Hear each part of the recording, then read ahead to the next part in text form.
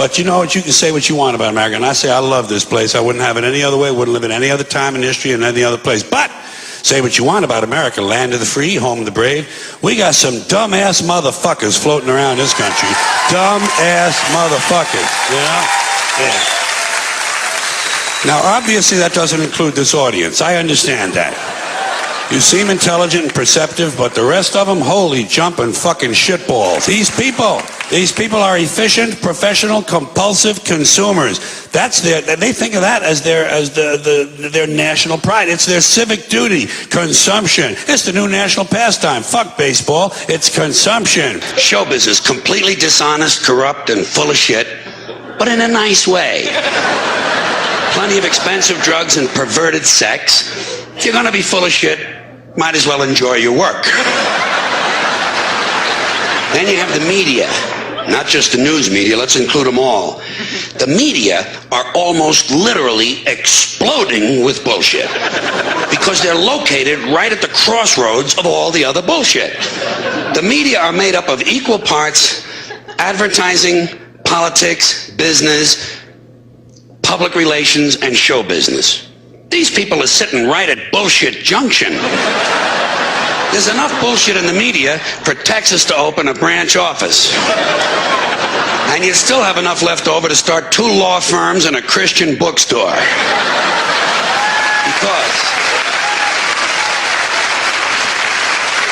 Because the limits of debate in this country are established before the debate even begins, and everyone else is marginalized. They're made to seem either to be communists or some sort of disloyal person, a kook, there's a word, and now it's conspiracy. See, they've made that something that should not be even entertained for a minute, that powerful people might get together and have a plan. Doesn't happen. You're a kook. You're a conspiracy buff. So, the only way you cure that, death, bloodshed. I don't advocate it, but I see that it's really the only answer. I'm afraid to get married, man. Why man wouldn't be afraid to get married at this point? That shit bothers me, man. Dude, there is an epidemic of gold-digging whores in this country. And every night I put on the news, and I'm waiting for someone to address it. Every night, never see it, you know? And every night I bring up gold-digging whores, and the whole crowd pulls back like I'm up here talking about Bigfoot, right? Like I'm saying the moon's made out of cheese or something. Talking about whores, people. They're everywhere. How many? How many more great men are going to get chopped in half before we do something? Sometimes the funniest thing to say is mean. You know what I mean? Tough position to be in. So I say a lot of mean things. But you guys gotta remember, I'm not saying it to be mean. I'm saying it because it's funny. And everything's funny till it happens to you. Yeah, ladies and gentlemen, these are dark times. You gotta man the fuck up, y'all. I don't mean to be disrespectful, because man, I know you understand what I said, but I know you're right, but come on, baby, it's me. I was right once. Remember that? Does anybody remember when I was missing from show business for 12 years? Remember when I had this really popular show and I quit? I remember I walked away from $50 million. A lot harder than walk away from Louis' freckled dick.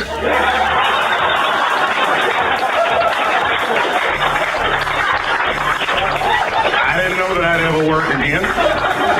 And here I am tonight. Is my dream died? No. I remember that shit. You don't remember that when I put my show? Remember on the way out the door, I said, something's wrong in Hollywood. I believe they said I smoked crack. That's what I remember. Remember they called me crazy.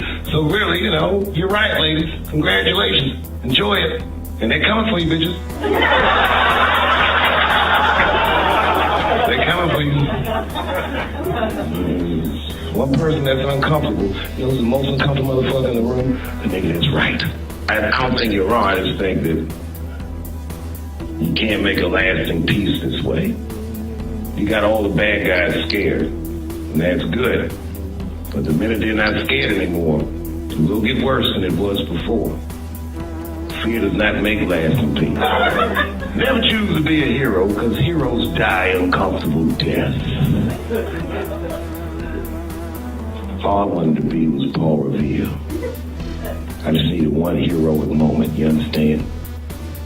Paul Revere's ride was only one night. And then 40 years of him being like, hey y'all, remember that time everybody was asleep and I was up and the British was coming? Boy, it's a good thing I was awake, nigga. Everybody was dead.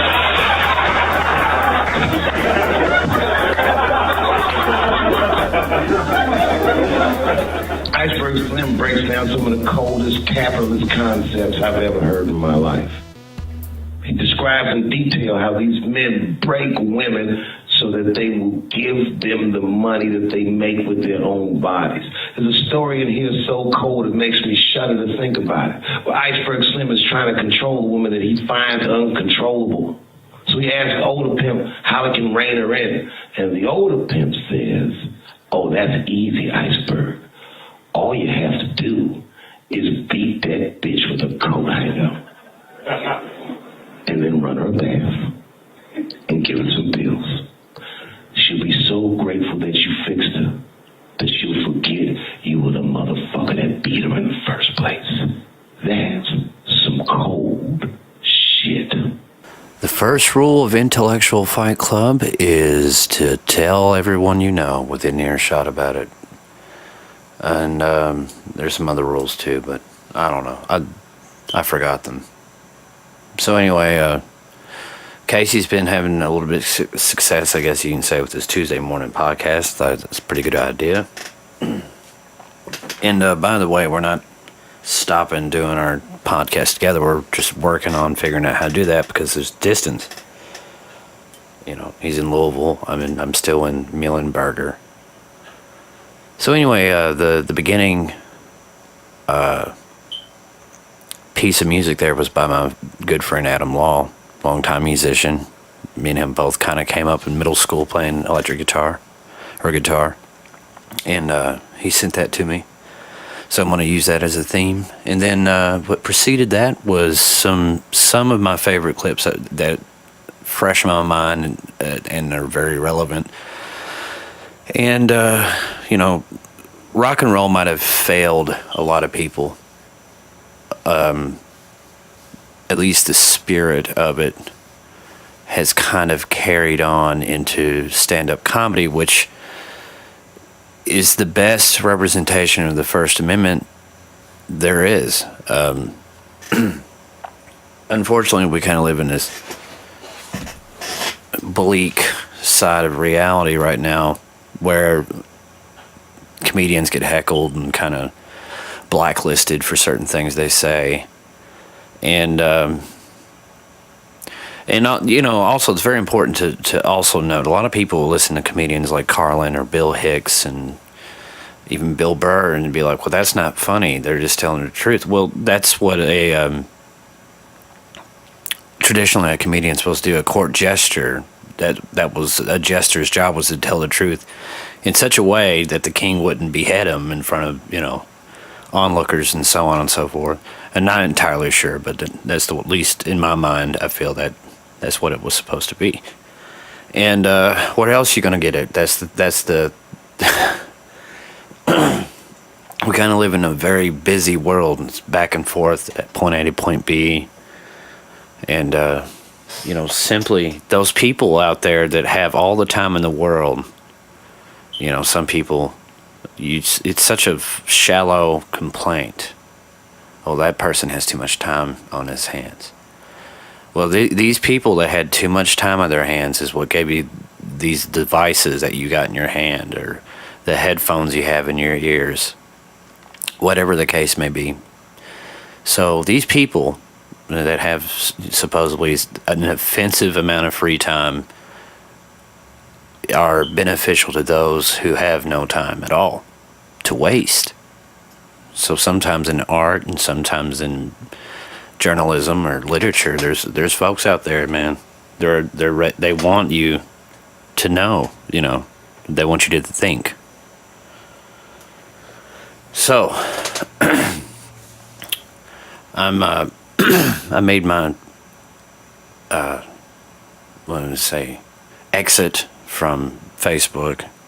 Mainly because this election 2016 just got to where I cannot stand getting on the fucking Facebook and the bickering and the back and forth, and nothing's getting solved. It never does. And I think people are starting to realize that.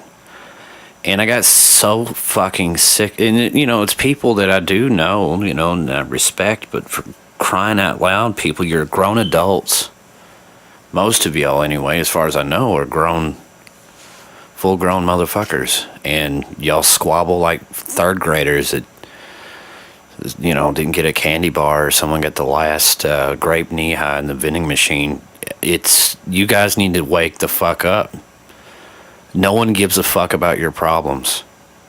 That's especially politicians. Never in a million years. It's just a fact of life. The system is broken. Whether it's Trump or Hillary, it doesn't make any bit of goddamn difference. You still got a property tax. You still pay taxes. They're just outrageous. You're still going to have fucking shitty days. You're still going to have times where you go to work and everybody decides they want to fuck with you. And then your boss starts fucking with you, and then from the corporate infrastructure, they start fucking with people's pays and hours and your raises and stuff. Politics ain't going to change any of that shit. Never will. So this midterm election bullshit, I'm going to tell you this right now, people. The Democratic establishment is taking full advantage of minorities, the disenfranchised, and immigrants for a vote. That's it. They're not going to fucking give two shits about accommodating your needs or trying to get hate speech off the fucking internet or hate speech off the radio or television and whatever the fuck. They don't give a fuck about you. What? I don't understand it. Somebody that watches professional wrestling gets a lot of shit. Why do you watch it? It's fixed. It's baloney. It's entertaining.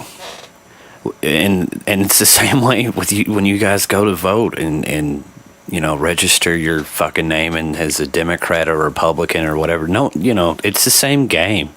So, at least with wrestling, there's entertainment value in there. The entertainment and the bullshit is more up front, I guess you can say. But this shit needs to stop. I'm sick of it, man. Y'all need to grow up. You need to take your own responsibility. These motherfuckers done made the phone call probably before your grandparents were born. We're fucked on a lot of fronts. Now, that being said, I sure as fuck don't want to, it was like a hashtag shithole country or whatever was a buzzword a couple months ago. And I gotta say, there is some fucking shithole countries that I'm thankful that, the laws of the universe or whatever the case may be, that I'm born in this country. This shit is fucked up. There's a lot of fucked up shit about this country that we can go on and on and on about. But for God's sakes, at least we have an infrastructure of like just running water and electricity. You look at India and some parts of China and out in the third world, and it's a fucking garbage fire. It's a dumpster. It's like a series of dumpsters that are on fire. So yeah, those are fucking shitholes. And if you meet anybody that's been there, like people that's been to Thailand and shit, they're fucking scarred for life with some of the shit they experienced out there, whether it's from being in the military or, education, vacation. Yeah. So, this Second Amendment debate is an interesting one. And people who have studied socialism and all the other isms that are basically the same thing, which is totalitarianism or collectivism in the most extreme way, have seen this shit coming for a long time, a very long time. And I'll just say this, it's a lot easier to take people's food, their money, their cars, hell, your fucking children, anything they want, when I know that it's a gun-free zone. And it's a lot easier for people to do any kind of damage when they know that there's no real threat. And they're the ones that end up, So the banning the gun thing just simply is a fucking dumbass idea. You're just going to have to face it. Again, growing up, people, you have to fucking grow up. Because shit is getting scary in some places, man. Especially in these bigger inner cities. Obviously, like Chicago, Louisville, most of Ohio, Detroit.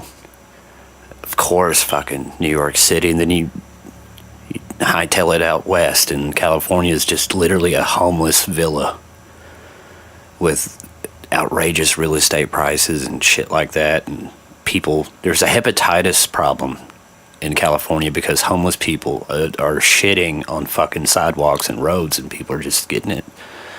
So they had a problem with that, and they had to get emergency vaccines and stuff for it. So that's turning into a shithole. So there's a few things that prevent it from being a complete shithole, and one of it's the First and the Second Amendment. Now, the thing is about gun violence and stuff, obviously, I think Chicago's a good example. They have a very strict handgun situation, at least as far as I know, and that didn't stop anything. It's a terrible place to be. It's a scary place to fucking be. Because I think the quote was, when you outlaw guns, outlaws have guns. And, of course, outlaws are going to get guns. Because you got to understand, man, your sociopaths and your psychopaths and whatnot are very motivated and highly functional psychopaths, and they're persistent. Whether it's a cash grab or whether it's a resource grab. Just on that small level of whether it's street gangs or whatever the case may be. So optimism is kind of a double-edged sword. You want to I don't know. You don't want to be too far out there. I think it was Carlin again had always pointed out that these psychopaths always think highly of themselves, and they have no self-esteem problems. They're sociopaths. They're crazy people. And they get carte blanche once they see an opportunity to go with it. So persistence wins the game, no matter whether you're a hero or a villain. And if it wasn't persistence, and even in the narratives of superheroes and supervillains, it just wouldn't fucking work, would it? It'd just be, oh, I gave up after Spider-Man got me once, or whatever. Persistence. So keep that in the back of your mind when this shit keeps going. And again, back to being grown adults. And I like to think that a lot of you, if anyone's listening to this, I think a lot of you have gotten out of this, but if you take anything that CNN or Fox News or any of these stupid fucking assholes say as the gospel or truth or whatever fucking... You got to grow up again. This is about growing up. And, intellectual fight club, you got to grow up. So, there's that, just... seriously, like in the Carlin clip I got mentioned here, that's what he says about the news media is exactly right. I think we got bombarded so much in conjunction with the social media aspect of it that we forgot how to fucking look out the fucking window. We certainly forgot how to fucking talk to people. Jesus fucking Christ. Is it really that fucked up? I guess it is. Which also, as a plot to this gun thing, is the SSRIs. And I talked with somebody, I had a conversation about it. And because I personally, I think it's much like the opioid thing. The problem with the SSRIs, what I've found out through a conversation with somebody that is on them, and and works is people have a difficulty communicating everything to their therapist or whatever, and through that lack of communication, sometimes they have to go with what they believe is one size fits all prescriptions, and that's where a lot of problems. You look up Chantix, the common psychotropic drug that is given to people for when they want to quit smoking. Look at the statistics on that. It's very interesting. And so that's a scam. It's a racket. It's a in a lot of ways, there's people that want to see the world burn, but before that happens, they want to test a bunch of shit out on us, especially poor people. As we're more or less, they see poor people as conceding to their lifestyle. And in some cases, yes, I've seen shit like that. But at the same time, it is a little much. I think it's a little bit too extreme to just be like, well, if that's how they're going to be, let's fucking turn them into lab rats and throw a bunch of chemicals at them and say it's going to fix their fucking problems. I like to use this wacky analogy, and you don't have to follow me on it, and it's fine if you don't get it, but sometimes when it comes to prescription drugs, it's like someone burning their house down so they can burn the candle at both ends.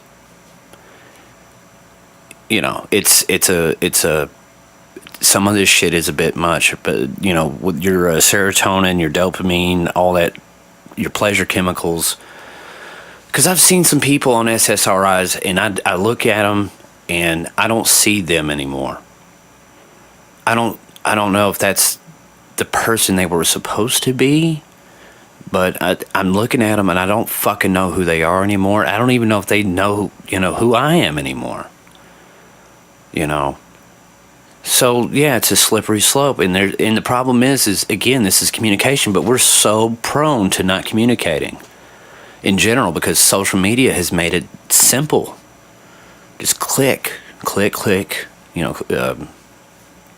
The broken English text message or whatever the fuck seems to be the way to go. So anyway, I'll be right back in a second.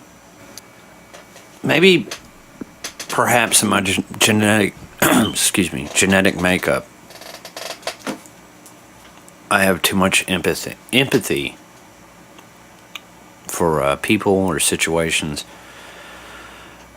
and the more you get a chance to talk to people, whether it's at a party or a get together or whatever, you start to realize that people kind of feel the same way. They just kind of feel lost or trapped, and I think that's what fuels a lot of our bad fucking habits. And I have bad habits. Everyone has really bad habits. And I think the most common one that still kind of goes unspoken for is like alcoholism and stuff like that. Gambling is very bad, and sexual conquest also can be equally as destructive. But as I've talked about before on the podcast previously, maybe several times before it was a talking point, now that it is the opioid dilemma. And now it's a heroin dilemma. And the only thing that's alarming and truly alarming about it is the age, bracket, that it seems to be getting lower every year. Young people are broken, by the time they're 17, 18 years old. And I'm sure, again, that there's some awful, very, very awful things that have happened to them, and they have to live it. They have to live with it and live away from it. Sometimes they just simply can't. And when someone comes up and says, hey, this right here will remove all that, and you'll feel right as rain, and then That's where it starts. The rationalization is a human, another human slippery slope. And sometimes empathy gives way to gullibility as well, not naivety as well. But, you know, it's difficult. It's difficult to be what we are. We're bipedal, you know, functioning creatures, land dwellers, if you will, with a penchant for architecture, math, violence, and sexual conquest, sexual deviance. So we're very much not that far off from where we were a couple thousand years ago, really. We just have more things to look at. We have things to interact with. And in the process of all this, we got out of the food chain more or less. Our biggest threats are microbes like diseases and biological things and earth events. So we became our own apex predator, which, you know, it's a snake chasing its own tail just consistently. I have a cat we call Crazy Cat, which is actually a reference to a comic strip from the early turn of the century, 20th century, like 1919. But she chases her own tail like all the time. Like, I think she's getting attacked, but it's just her jumping around. It's funny, actually. But that's us. That's our species. And all this technology is fucking wonderful. But then again, you know, what do we actually do with it? You take something like the internet, it's fucking brilliant.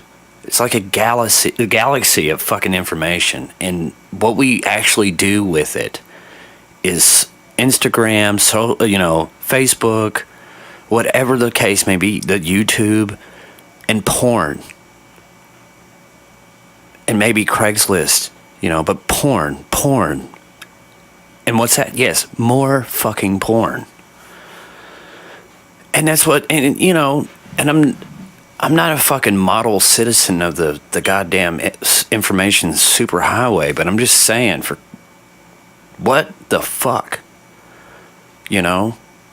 And you know, and this might sound unbelievably harsh, but I do believe dim-witted people are the most sexually active people on the planet, period. That's it.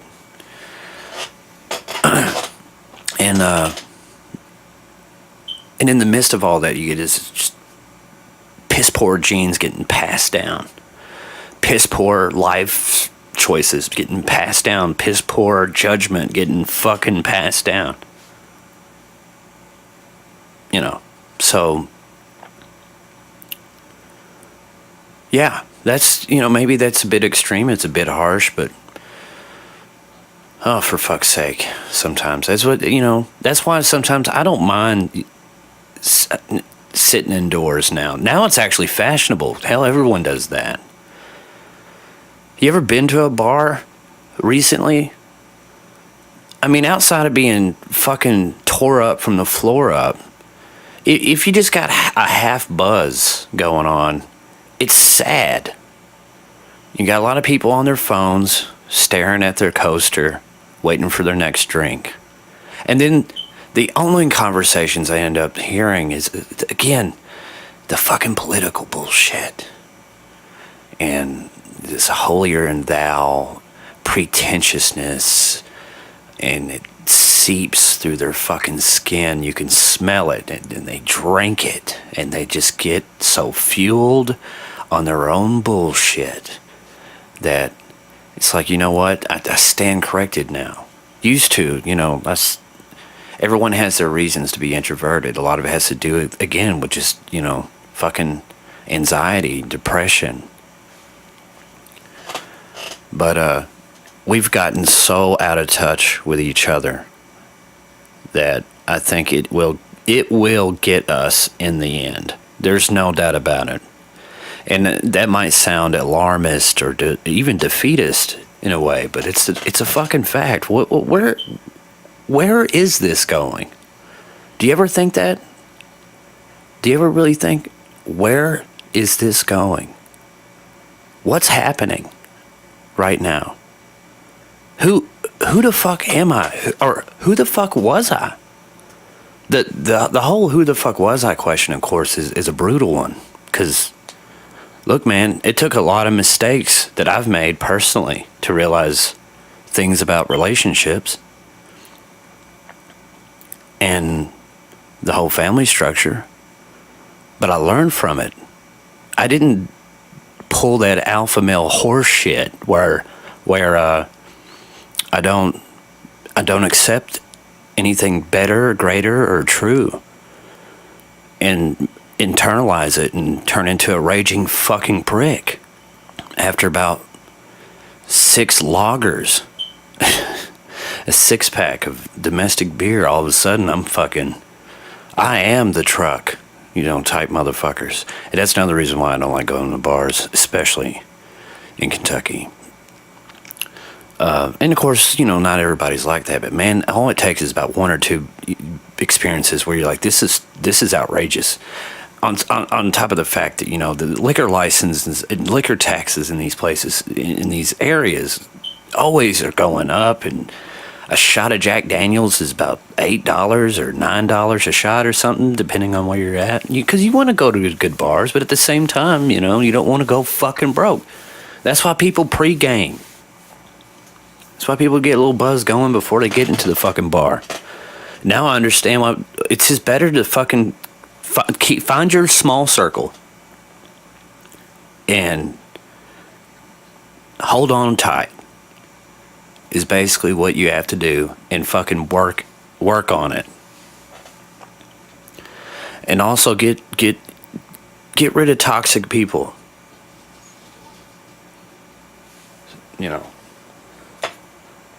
That's all I have to say for today's show. But all right.